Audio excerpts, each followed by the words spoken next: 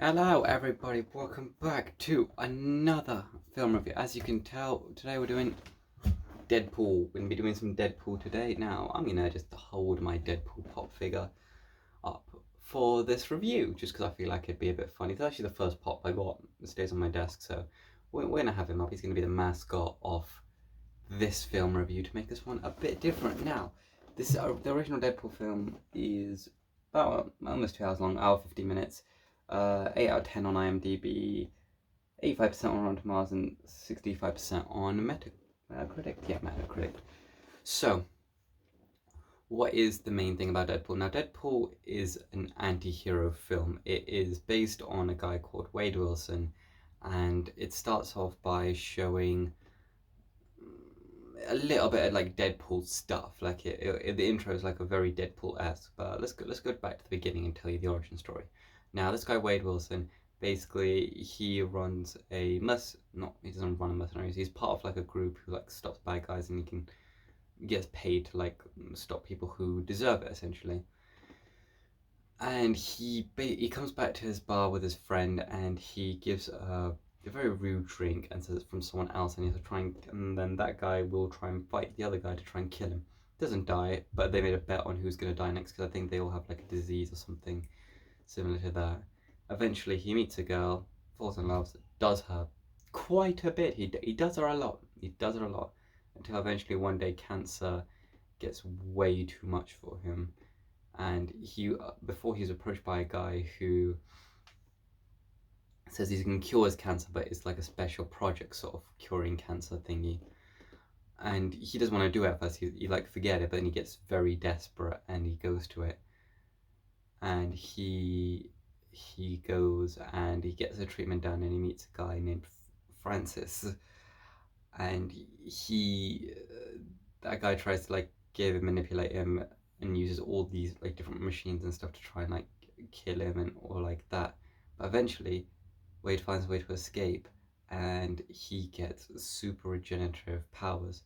So he not only they think they killed him, but not only they give him the cure to cancer, they give him the cure to everything. So he can heal literally everything, like sort of Wolverine powers. What the fuck you say about Wolverine? No, okay. Anyway, so he gets all these powers, and he eventually tries to make a couple suits and kills a bunch of guys to find out where's Francis. And eventually comes to me this red suit because the blood doesn't show up on these kinds of suits. So he's there, and he eventually finds the guy who originally made him the offer, and he gets to this car scene. He meets a guy named Dopinder who's driving him to the car. He's a very important character to the plot, and he just like talks to him for a bit and says some stuff, and he eventually gets to this scene. He kills a bunch of guys. He only has a couple of bullets, and he manages to use them all very wise, most of them very wisely. And he gets Francis, and he's about to kill him until Colossus comes in, because Deadpool's sort of like linked with X-Men a little bit, but not really.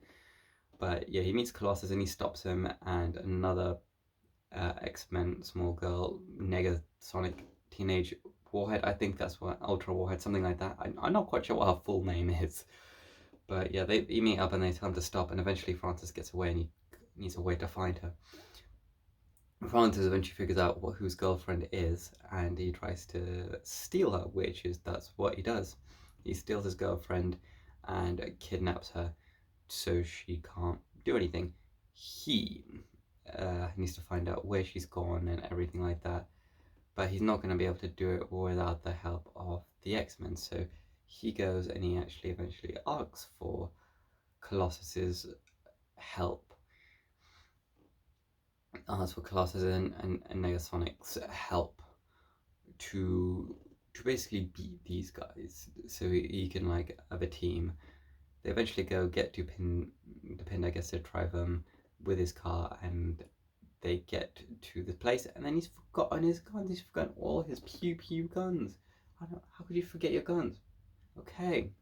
He forgets all his like bullets to his gun, so he has to do it normally, and then they eventually get to fights and stuff like that. It's a bunch of killing, a bunch of bloodbaths. He eventually gets to Francis. Huge explosion, tries to knock his girlfriend down. Eventually he does end up killing.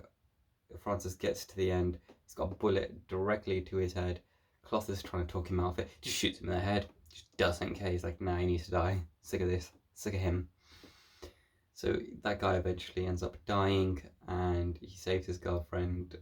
But obviously, he wanted to speak to his girlfriend as soon as he got the cure, but his face was so disfigured, he like never had any confidence to do it because of how ugly he thought he was. But eventually, it all gets back to normal, and they get back together. And then obviously, the X-Men. He has to consider the X-Men's offer in exchange for uh, to, for them to help him out.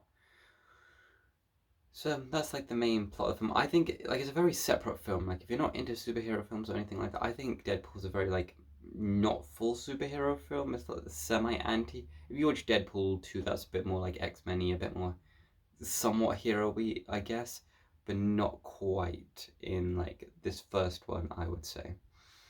Again, it's sort of like one of those films like Venom that's a bit standout that you can watch it like by itself and it doesn't like link to anything currently unless you watch the second one.